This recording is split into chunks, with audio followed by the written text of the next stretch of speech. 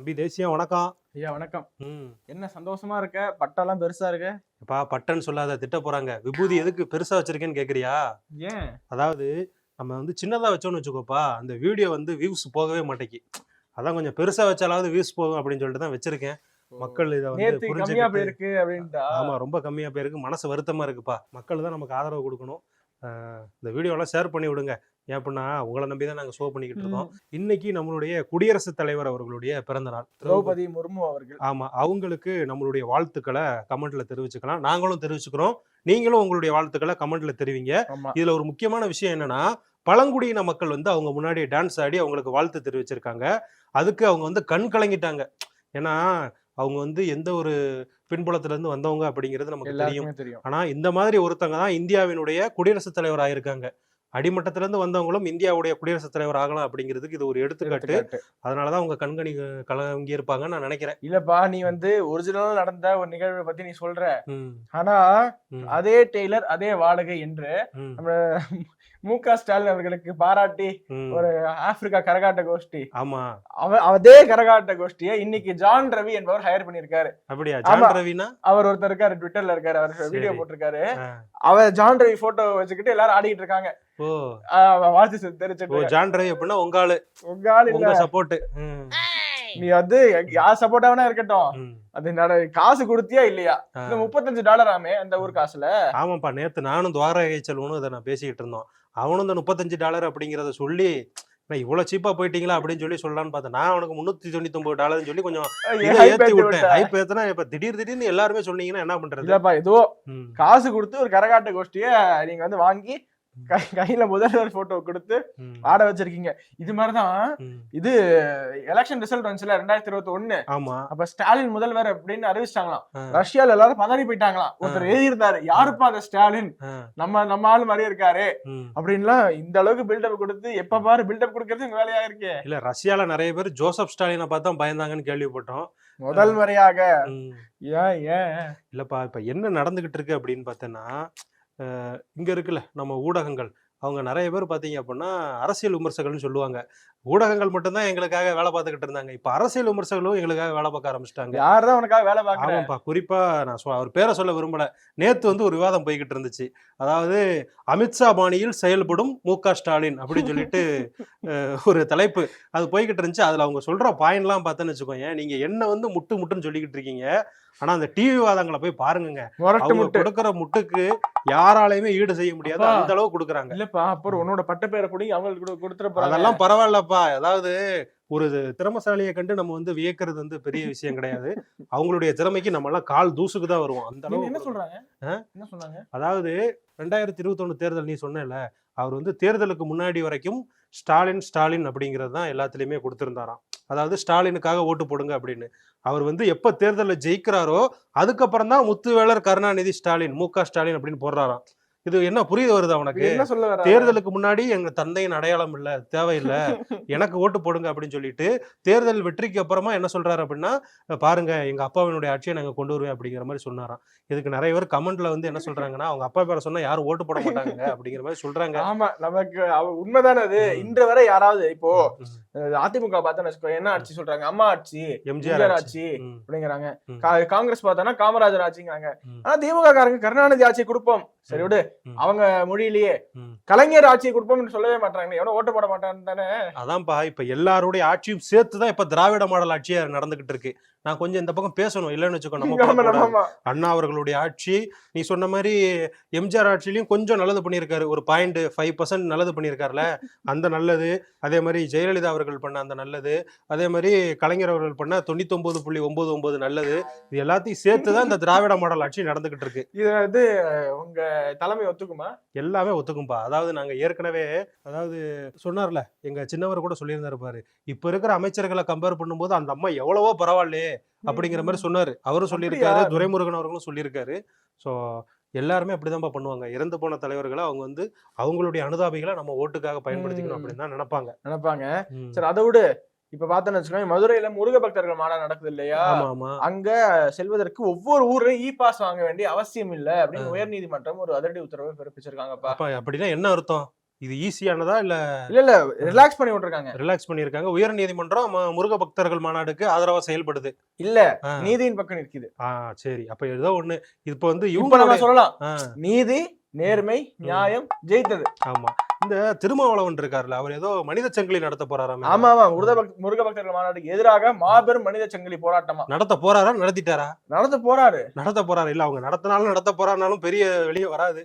அது சும்மா ஒரு நார்மலா கடந்து போயிருவாங்க. அதனாலதான் கேட்டேன். என்னப்பா நாளுக்கு நாள் கூட்டணி கட்சி அடி நடிச்சுக்கிட்டு இருக்கு. இல்ல அவர் அடிக்கும் போது நம்ம அடிக்கணும்ல. அவர் ஏதோ பேசிக்கிட்டு இருக்காரு. வைகை செல்வன் அவர்களை போய் சந்திச்சிருக்காரு இந்த பிளாசம் ஹோட்டல்ல திருச்சியில. இதெல்லாம் நமக்கு தெரியாதுன்னு நினைக்கிறியா? அத வைகை செல்வன் வந்து அதை வந்து பெருசாக்கிக்கிட்டு இருக்காருப்பா. அவர் தான் சொல்றாரு திமுக கூட்டணியில ஓட்டை அப்படின்ட்டாரு. இதற்கு எங்களுடைய யாரு நம்மளுடைய RS பாரதி அவர்கள் முதன்மை செயலாளர் என்ன சொல்லியிருக்காரு தெரியுமா? வைகை செல்வன் கண்ணுலதான் ஓட்ட, அமைப்பு பொதுச் செயலாளரா ஏதோ ஒரு செயலாளர்ப்பா, எனக்கு நிறைய பதவிகள் இருக்கிறதுனால அப்பப்போ மறைஞ்சிருது. வைகை செல்வன் கண்ணுலதான் ஓட்ட அப்படின்ட்டாரு. ஸோ அதனாலதான் நான் என்ன சொல்றேன், திருமாவளவன் அவர்கள் அவங்க விமர்சனம் பண்ணும்போது நம்ம திரும்ப விமர்சனம் பண்ணோம். அவர் என்ன தெரியுமா சொல்றாரு, இந்த அமீர் கூட பேட்டி கொடுத்திருக்காரு. யாருப்பா? வடசென்னை ராஜனா? அவர்தான். சமுதாயத்துக்கு தேவையான நிறைய நல்ல கேரக்டர் எல்லாம் நடிச்சிருக்காரு. ஆமா, டவுன்லோட் ஆக்கிறதா அம்மா பேரு கப்பல் நிறுத்துது. இந்த மாதிரியான டயலாக்லாம் நிறைய பேர் ஸ்டேட்டஸ்ல வைப்பாங்க, பாத்துருக்கேன். ஆமா, அது மாதிரி அவர் வந்து இவ்வளவு பெரிய மாநாட்டை டவுன்லோட் ஆங்கர் போட்டு நிறுத்த போறாராம் அப்படின்னு அமீர் சொல்லியிருக்காரா? அவர் வந்து என்ன சொல்றாரு, மதத்தையும் அரசியலும் தனித்தனியா பாருங்க, மதத்தை அரசியலோட புகுத்தாதீங்க அப்படிலாம் பேசியிருக்காரு. அவரும் திரும்ப சேர்ந்தா நடத்த போறாங்க பேரணிய. அப்படியா? நம்ம தமிழிசை சவுந்தரராஜன் வந்து இதுக்கு சரியான பதிலடி கொடுத்திருக்காங்க. எங்க வேங்கை வேலுக்கு எதிராக நீங்க மனித சங்கிலி நடத்துனீங்களா? முருக பக்தர்கள் மாநாட்டுக்கு எதிராக நடத்துறீங்களே அப்படின்னு கேள்வி கேட்டிருக்காங்க. இதுக்கு திருமாவளவன் அவர்கள் பதில் சொல்லுவாரா அப்படிங்கிறது தெரியல. என்னன்னு தெரியல. இந்த முருக பக்தர்கள் மாநாடு எல்லாருடைய துக்கத்துக்கு எடுத்துக்கிட்டு இருக்கு. திமுக கூட்டணி கட்சிகள், திமுக அரசு, ஒட்டுமொத்த நிர்வாகம் யாவது முடக்கியே ஆகணும்னு இடதுசாரி அமைப்புகள் ஒட்டுமொத்தமாக ஒண்ணு திறந்திருக்காங்க. அதான் நீங்க சொன்ன எல்லாருடைய தூக்கத்தையும் கெடுத்திருக்கு அப்படின்னு அந்த ஏரியா இருக்குல்ல, முருக பக்தர்கள் மாநாடு நடக்கிற ஏரியா, அந்த ஏரியால கூடுற பக்தர்கள் கூட்டத்தை பாத்தியா? அதான் அங்க சுத்தி இருக்கிறவங்களுக்கு தூக்கத்தை கெடுறான். ஏன்னா வர்றவங்க எல்லாம் கத்துறாங்களாம், அங்க யாராலையும் தூங்க முடியல அப்படிங்கிறாங்க. காமெடியா ட்ரை பண்ண. ஓகே, நான் அதுக்கு பதிலா நீங்க கூட்டம் போடுற பொதுக்கூட்டம் அண்ணா அறிவாலயம் மாதிரி முகப்பெல்லாம் வச்சு பொதுக்குழுவா அப்பெல்லாம் பக்கத்துல எல்லாரும் நிம்மதியா தூங்குனாங்களா? இல்லப்பா, இது எல்லாம் வந்து என்னன்னா மக்களுக்கு நாங்க வந்து இன்னிசை பாடல்களை வந்து ஒளிபரப்போம். உங்களுடைய திமுக கூட்டங்கள்ல எப்பேற்பட்ட பாடல்கள் ஒலிக்கும்னு எனக்கு தெரியும்.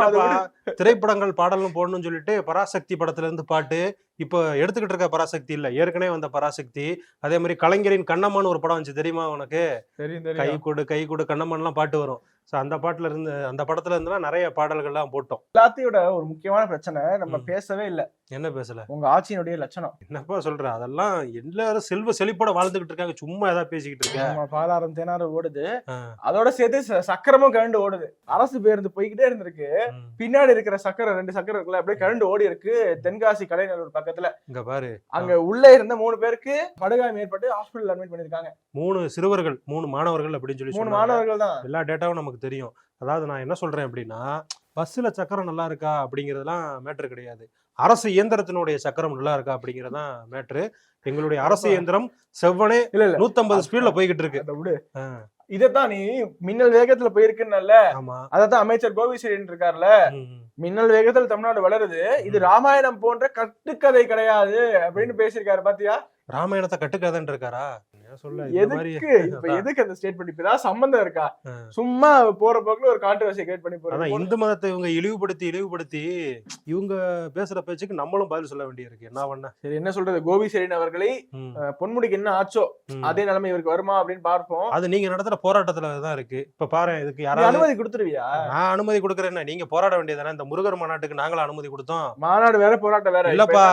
திருப்பரங்குன்றத்துல ஒரு போராட்டம் நடத்துனீங்களே. சரி, அதை விட திரும்பி இந்த சக்கரத்துக்கு வருவோம். இந்த சக்கரம் கரண்டு ஓடுனது இருக்குல்ல, இது ஒரு யூபிலயோ இல்ல குஜராத்ல நடத்திருந்தா இந்த நேரத்தை என்னெல்லாம் பேசிருப்பீங்க. ஏப்பா, யூபி குஜராத்தை பத்தி பேசிக்கிட்டு இருக்கேன். பீகார்ல பாத்தியா ஒருத்தன் பொய்யான போலீஸ் ஸ்டேஷன் நடத்தினா தெரியுமா? பீகார்ல போலீஸ் ஸ்டேஷன் நடத்தினா, பேங்க் நடத்திருக்காங்க, நடத்திருக்காங்க. அதை விட நீங்க என்ன சொல்றீங்க, இங்க வந்து எல்லாமே சிறப்பாக இருக்கு. தமிழ்நாடு அரசு என்னது, நேற்று கூட டிஆர்பி ராஜா ட்வீட் போட்டிருந்தாரு, இன்ஃப்ராஸ்ட்ரக்சர் இவ்வளவு மாசா இருக்கு தெரியுமா அப்படின்ட்டு. அங்க யாருமே நாங்க சிங்கப்பூரோட போட்டி போடுறோம், அமெரிக்காவோட போட்டி போடுறோம் சொல்லல. அப்படி சொல்ற உங்களுடைய அரசு பேர் தான் இப்படி தனியா கண்டு ஓடிட்டு இருக்குன்னு சொல்லலாம். கம்பேரிட்டிவா பாக்கணும், எந்த அளவுக்கு யாரும் வளர்ந்துருக்கா அப்படின்னு பாக்கணும். அதுல வந்து நாங்க மிகப்பெரிய அளவுல வளர்ச்சி அடைஞ்சிருக்கோம் அப்படிங்கிறது உனக்கெல்லாம் சொல்ல தேவையில்லை. நீ கிளம்பு, அப்பதான் நமக்கு என்ன சொல்றது, ஒரு நல்ல கஸ்டமர் வந்தாதான் என் வியாபாரம் எப்படி ஒரு நல்ல கஸ்டமர் தான் பாரு. தம்பி வணக்கம். வணக்கம். என்ன துண்டுலாம் காணோம்? துண்டுலாம் அதையும் உருவிட்டாங்களா உங்க கட்சி? அதெல்லாம் உருவலப்பா. என்ன சன் டிவி ஏதோ பிரச்சனை போயிட்டு இருக்கு, அதை பத்தி பேசதானே வந்திருக்க நீ? அதை பத்தி தான் பேச வந்திருக்கேன். அதான் உன் வாயில அவ்வளவு சிரிப்பு இருக்கிறத பார்த்தாலே தெரியுது. அதான் நிறைய சேனல்லாம் என்ன போடுறாங்கன்னா, உங்க உங்க சேனல்லாம் கிடையாது, இந்த கலைஞர் டிவி இதெல்லாம் கிடையாது, நிறைய சேனல் மாறன் வெர்சஸ் மாறன் அப்படின்னு நிறைய சேனல்ல போட்டுட்டு இருக்காங்க. அதாவது பயங்கர சண்டையாமே. ஆமாப்பா, நீ சொன்ன மாதிரியும் நானும் கேள்விப்பட்டேன். சன்களால் ஆரம்பித்த நிறுவனம் சன்னால் பிரச்சனை, சன்னு அதாவது எதுக முனை அடிச்சு விடுறாங்க. குடும்பமே அப்படித்தானே வந்துச்சு, வெறும் சன்னு தானே எல்லாமே. அதான் அண்ணாமலை என்ன ட்வீட் பண்ணிருக்காரு அப்படின்னா, கோபாலபுரம் குடும்பம் பண்ண ஊழலை அவங்களே அமலப்படுத்திட்டு இருக்காங்க வெளியில, இது ஒரு எப்படிப்பட்ட ஊழலுக்கு நிறைந்த கட்சி அப்படின்லாம் ட்வீட் பண்ணிருக்காரு. இதுக்கு முன்னாடி ஒரு சம்பவம் நடந்துச்சு தெரியுமா? அதாவது இவங்களுக்கும் நம்ம தலைமை குடும்பம் இருக்குல்ல, அவங்களுக்கும் சண்டை வந்தப்ப என்ன பண்ணாங்க, உங்க தலைவர் குடும்பம், ஆமா, சன் பிக்சர்ஸ் படத்தெல்லாம் என்ன கேசட்ல வந்து பஸ்ல எல்லாம் கொண்டு போய் கொடுத்தாங்களாம். அவங்க எடுத்த படங்களோட கேசட்டை டிவிடியை கொண்டு போய் இதெல்லாம் கொடுத்தாங்க. கூட ஒரு திருட்டுத்தனம் பண்ணி தான் பண்ணிருக்கீங்க. திருட்டுத்தனம் எல்லாம் பண்ணல, அந்த படம் ஓடக்கூடாதுங்கிறதுக்காக வேலையை பார்த்திருக்காங்க. கட்சி தலைமை உனக்கு அப்படியே கோவம் வருது. இல்லப்பா, என்னன்னாலும் பழி வாங்கினா பழி வாங்கி தானே ஆகணும் அப்படிங்கிற மாதிரி பண்ணிருக்காங்க போல. இப்போ வந்து கொஞ்ச நாள் ஒன்னா இருந்தாங்க, இப்ப பாத்தீங்கன்னா அவங்க குடும்பத்துக்குள்ளதான் பிரச்சனை, இதுக்கு நமக்கு எந்த பாதிப்பு வராது. அதனால அதான் சன் நெட்வொர்க்குடைய பங்குலாம் சரிஞ்சிருச்சாமே. ஆமாப்பா, அதான் அந்த நெட்வொர்க்குடைய தலைமை என்ன சொல்லியிருக்காங்க அப்படின்னா, இது வந்து ஒரு குடும்ப சண்டை தான், இதனால வந்து பங்குலாம் வந்து அந்த அளவுக்கு சரியில்லை, பயப்படாதீங்க யாரும் பங்குதாரர்கள் அப்படிலாம் அறிக்கை விட்டுட்டு இருக்காங்க. இப்ப சன்ரைசர்ஸ் ஹைதராபாத் அப்படின்னு ஒரு டீம் இருக்குல்ல, அந்த டீமுக்கு ஏதாவது பாதிப்பு வந்துருமாப்பா? எனக்கு அந்த டீம் ரொம்ப பிடிக்கும்பா. டிராவிஸ் ஹெட், கமின்ஸ் வச்சிருக்க கட்சிக்காரங்க பிடிக்குமா? இல்ல அந்த டீம் பிடிக்கும், நல்லா கிரிக்கெட் நல்லா அடிப்பாங்க, 200-200க்கு மேல. அதனே 200 தான். ஆமா, அதனால எனக்கு அந்த 200ங்கிற நம்பரே உனக்கு பிடிக்கும் போலயா? 200 தான்ப்பா பாசிட்டிவான ஒரு நம்பர். சொல்லும் போதே பாரு எவ்வளவு குதூகலமா இருக்கு, நல்ல மங்களகரமா. 200 அதை தாண்டி அவங்க தரமாட்டாங்க, அவ்வளவுதான் தருவாங்க அவங்க கட்சியில. தன தொகுதி ஜெயிச்சா போதும். இப்ப கூனாதானே இது பண்ண முடியும். அப்புறம் இந்த சென்னையில உங்க தலைவர் நேத்து கூட நம்ம பேசணுமே, அந்த ஒரு தண்ணீர் ஏடிஎம் வாட்டர் எல்லாம் திறந்து வச்சாரு அப்படி அப்படின்னு, அதான் இங்க நாரி போய் கிடக்க, எல்லாரும் ஊரு ஃபுல்லா திட்டிட்டு இருக்காங்க. என்னாச்சு? அதான் பட்டன் அமுக்குனா மேல இருந்து தண்ணி வருதான், கீழ இருந்து தண்ணி வரல, மேல இருந்து பீச்சிட்டு அடிக்குது போல. அப்படியா? நான் கூட பட்டன் அமுக்குனா ஏதாவது ஜூஸ் பழச்சாறு ஏதோ வருதோ அப்படின்னு நினைச்சேன். உங்க ஆட்சியில அது வேற வருமா? ஆமாப்பா, நல்லது பண்ணிக்கிட்டு இருக்கோம் அந்த அளவுக்கு. நீ நல்லது பண்றதா தெரியுது. அதான் மக்கள் எல்லாம் திட்டிட்டு இருக்காங்க, திறந்து வச்சு 3 நாள் கூட ஆகல, அதுக்குள்ள பாருங்க இதாயிருச்சு, ரிப்பேர் ஆயிருச்சு அப்படின்லாம், இந்த ஆட்சியும் இப்படிதான் இருக்கும் அப்படின்ற மாதிரி எல்லாம் பேசிட்டு இருக்காங்க. அதுப்பா, இதுக்கே இப்படி சொல்றியே, மக்கள் மருந்தகத்துல மாவு விக்கிறாங்களா? அதையும் பார்த்தேன். ஏன்னா வாடகை கட்ட முடியலையா, இந்த இதுல யாருமே வந்து வாங்க மாட்டாங்க, வாடகை கட்ட முடியல அப்படின்னால அந்த மாவு பாக்கெட்டு நிறைய அந்த சிறுதானிய உணவு என்னமோ விக்கிறாங்களாம். அதான்ப்பா, அந்த மாவுலுமே மருத்துவ குணங்கள் நிறைய இருக்கான். அந்த மாவு வாங்கி தோசை விட்டு சாப்பிட சொல்லு எல்லாரையும். நல்லா இருக்கும். இல்லப்பா, ஏதாவது ஒரு திட்டம் கொண்டு வர்றாங்க அப்படின்னா நீங்க வந்து அது விமர்சனம் பண்றதுலயே தான் இருக்கீங்க. நான் வந்து ஃபர்ஸ்ட் நம்ம அதுக்கேத்த மாதிரி மெடிசின் எல்லாம் விக்கணும்ல, அந்த கடையில மெடிசினே வித்தாதானே அதுக்கப்புறம் வாங்க வருவாங்க. நான் கூட பார்த்தேன், நம்ம ஆபீஸ் பக்கத்துல இந்த மக்கள் மருந்தகம் இருக்கு, அதாவது சென்ட்ரல் கவர்மெண்ட் உடைய நிதியில இயங்குறது. அங்க பாத்தீங்கன்னா நான் நேத்து நைட்டு கூட பார்த்தேன், நிறைய கூட்டம் இருந்துச்சு. ஆனா நீங்க விக்கிறதுல மெடிசினே இல்லைன்னா எவன் வாங்க வருவா? கூட்டமா இருந்துச்சுன்னா என்ன, யாரும் உள்ள மயங்கெல்லாம் விழுங்கல, அவ்வளவு பேர் வந்து வாங்குறாங்க போறாங்க. அப்ப அவங்க எந்த அளவுக்கு எல்லா பொருட்களும் வச்சிருக்காங்க ஸ்டாக் அப்படிங்கறது தெரியணும். நம்ம தான் இங்க கடை மட்டும் திறந்து வச்சுட்டு எதுவுமே உள்ள வைக்கலன்னா எப்படி? ஆமா, நீ தான் சொன்ன நினைக்கிறேன் நேற்று, ஏதாவது அரசு நீ இல்லப்பா ஒரு 2 நாளைக்கு முன்னாடி இந்த டிடி இருக்குல்ல, அது வந்து ஒரு செய்தி சொல்லுச்சு. அதாவது அரசு நிகழ்ச்சி ஒண்ணு நடக்குது, அதுல ஆசிரியர்கள் சாப்பிட்ட சாப்பாட்டுல பள்ளி இருந்துச்சு, மயங்கி விழுந்துட்டாங்க. ஆமா, அதே மாதிரி இன்னைக்கு ஒரு சம்பவம் நடந்திருக்கு. ஒரு மாணவி திண்டுக்கல் மாவட்டத்துல அவங்க வீட்டுல இருந்து கொண்டு வந்த சாப்பாடை சாப்பிட்டு மயங்கி விழுந்து உயிரிழந்திருக்காங்க. இந்த மாதிரி எல்லா இடத்துலயும் நடந்துகிட்டு இருக்கு. கொண்டு வந்ததா இல்ல சத்துணவா? இல்ல வீட்டுல இருந்து கொண்டு வந்தது. சத்துணவு என்ன, சத்துணவு சாப்பிட்டு ரொம்ப கஷ்டமா இருக்கும் இன்னமும். ஏன்னா அப்படிதானே போயிட்டு இருக்கு, அழுகுன முட்டை, பருப்புல புழு, இந்த மாதிரி விஷயம் தானே நடந்துட்டு இருக்கு. சரி, அது கூட எதுவும் நம்ம சொல்லக்கூடாது. இப்ப எதிர்கட்சி துணைத் தலைவர் இருக்காருல்ல, ஆர்பி உதயகுமார், அவங்க வந்து இன்னைக்கு வந்து கமிஷனர் அலுவலகத்துல ஒரு புகார் கொடுத்திருக்காங்க. என்னன்னா ஐடி விங்கினுடைய தலைவரா இருக்காருல்ல உங்க கட்சி டிஆர்பி ராஜா, அவர் மேல ஒரு புகார் கொடுத்திருக்காங்க. என்னன்னா கீழடி விவகாரம் குறித்து எதிர்கட்சியா இருக்கக்கூடிய அதிமுக எதுவுமே பேசல, சோ அதனால அப்படின்னு சொல்லிட்டு ஒரு ட்வீட் ஒன்று போடுறாங்க. ஒரு கார்ட்டூன், ரொம்ப ஒரு கேவலமான கார்ட்டூன், அது மேல ட்வீட் இருந்துச்சு, அதை பத்தி கொஞ்சம் விமர்சிச்சு போட்டிருந்தாங்க. கார்ட்டூன் ரொம்ப ரொம்ப தரக்குறைவா இருந்துச்சு. ஆமா, தரக்குறைவா இருந்தது. ஏன்னா கட்சியும் அப்படிதான் உங்க கட்சி, அதனால சோ அது குறித்து வந்து இன்னைக்கு புகார் கொடுத்திருக்காங்க. அது புகார் கொடுத்துட்டு வெளியில வந்துட்டு பேட்டியும் கொடுத்திருந்தாரு ஆர்பி உதயகுமார். டிஆர்பி ராஜா வெளியிலே நடமாட முடியாது இப்பெல்லாம் பண்ணிட்டு இருந்தா அப்படிங்கிற மாதிரி ஒரு பேட்டி கொடுத்திருந்தாரு. பாத்தியா இல்லையா? என் கார்ல தான் போவார், அவர் எங்க நடமாடிட்டு இருக்காரு எப்பவுமே வெளியில கார்ல நடமாட முடியாதுன்னா அப்படி சொல்றாங்க, அவங்களுடைய ஆதங்கத்தை சொல்றாங்க. இவரு முரசொலி படிக்காதேன்னு சொல்றேன், அப்படிதான் இப்படிதான் இருக்கு. இல்ல ஒரு இதுக்கு முன்னாடி தேர்தல்ல நிக்கும் போது அவரு தொகுதியிலேயே அவருக்கு எவ்வளவு எதிர்ப்பு இருந்தது. 2021ல திருமங்கலம் தொகுதியில இவரும் ஜெயிக்க மாட்டாங்க அப்படின்னு சொன்னாங்க, இவருக்கு எதிர்ப்பு இருந்துச்சு. ஆனாலும் ஜெயிச்சிட்டார்ல. அந்த மாதிரிதான் எதிர்ப்பு அப்படிங்கறது யாராவது சொல்லத்தான் செய்வாங்க. இப்ப அதிமுக இருக்கிறதே யாருக்கும் தெரியல. அதனால அவங்களுடைய இருப்பை காட்டணும் அப்படிங்கறதுக்காண்டி எங்களை எதிர்த்துக்கிட்டு இருக்காங்க. எதிர்ப்பு தெரிவிக்கலாம், தரைக்குறைவா விமர்சிக்க கூடாது யாரையுமே. அதாவது ஒரு எதிர்க்கட்சி தலைவரா இருக்காரு, எதிர்க்கட்சி தலைவர் அந்தஸ்துல இருக்கும் வந்து ரொம்ப தரைக்குறைவா விமர்சிச்சு கார்ட்டூன் போடுறது தப்பு தானே? தப்புதான். அந்த கார்ட்டூன் கேவலமா இருந்தது நானே சொல்றேன். ஆனாலுமே எங்களை வந்து மிரட்டும் துணியில சொல்றது என்ன விதத்துல நியாயம்? ஏற்கனவே இந்த இவர் வேற சொல்லியிருக்காரு, வைகை செல்வன் கூட்டணியில வந்து என்ன ஓட்ட விழுந்துருச்சு அப்படின்னு. அதுக்குமே நிறைய பேர் விமர்சனம் பண்ணிக்கிட்டு இருக்காங்க. வைகை செல்வன், ஆர்பி உதயகுமார் இவங்க எல்லாம் என்ன பண்றாங்க அப்படின்னா, அவங்க ஜெயிக்கணும் அப்படிங்கிறதுக்காக எங்களை எதிர்க்கிறாங்க. அதெல்லாம் நடக்கவே நடக்காது அப்படின்னு சொல்லி. அவங்க ஜெயிக்கணுங்கிறதுக்காக உங்களை எதிர்க்கிறாங்களா? ஆமா, அப்பதானே அவங்களுக்கு சீட்டு கிடைக்கும். எடப்பாடி சீட்டு கொடுப்பாருல, அதுக்காண்டி. எப்படி இருந்தாலும் அவங்களுக்கு சீட்டு கொடுத்துருவாரு அப்படிங்கிறதெல்லாம். உங்களை எதிர்த்தாதான் அவங்க ஜெயிக்கணும்லாம் இல்ல. சரிப்பா, அந்த ஈரான் இஸ்ரேல் விவகாரம் என்ன மாதிரி போய்கிட்டு இருக்கு? இன்னைக்கு ரஷ்யா வந்து ஒரு அறிவு போயிட்டு இருக்காங்க தெரியுமா? அதாவது இதுல வந்து அமெரிக்கா நேரடியாக ஈடுபடுவது தவறானது, இதை வந்து பேச்சுவார்த்தை மூலம் நம்ம சமரசம் பண்ணணும் அப்படின்னு சொல்லிட்டு விளாடிமிர் புதின் சொல்லியிருக்காரு. இந்த மாதிரி ஒரு வல்லரசு கண்ட்ரி பேசுறது நல்லதுதான். ஏன்னா ஒரு ரீஜன் கண்ட்ரி சப்போர்ட் பண்ணாதான் இன்னும் பிரச்சனை வந்து அதிகமா போகும். இந்த மாதிரி ரஷ்யா சொன்னது ஒரு விதத்துல நல்லது. ஆனா அமெரிக்கா வந்து இதை எஸ்கலேட் பண்ணணும்னு நினைக்குதோ அப்படிங்கிற மாதிரிதான் நிறைய பேரோட கருத்து இருக்கு. அமெரிக்கா எப்படி தெரியுமாப்பா, அதாவது அவங்களுக்கு வந்து எதுல ஆதாயம் அப்படின்னு பாக்குறாங்க. ஆதாயம் கிடைக்கலையா, அவனையாவது கெடுத்து விடுவோம் அப்படின்னு சொல்லிட்டு அவனை கெடுத்து விட பாக்குறாங்க. அமெரிக்கா வந்து வல்லரசு வல்லரசுன்னு சொல்லி சொல்லி இன்னைக்கு பாத்தீங்க அப்படின்னா பொல்லாத அரசா மாறிக்கிட்டு இருக்கு அப்படிங்கறதான் எல்லாருடைய கருத்தாவும் இருக்கு. ஆமா, இப்ப ட்ரம்ப் கூட ஈரானை பத்தி என்ன சொல்லியிருந்தாரு அப்படின்னா, இவங்களுக்கு அழிவு பாதை தான் வந்துருச்சு அப்படிங்கிற மாதிரி ஒரு ட்வீட் எல்லாம் பண்ணியிருந்தாரு. கூடிய சீக்கிரம் வந்து ஈரான் வந்து இது மாதிரிலாம் நிறைய விளைவுகளை சந்திக்கும் அப்படின்ட்டு. 2026ல அதே மாதிரி இங்கேயும் சில விஷயங்கள் நடக்கலாம் அப்படின்னு நினைக்கிறேன்.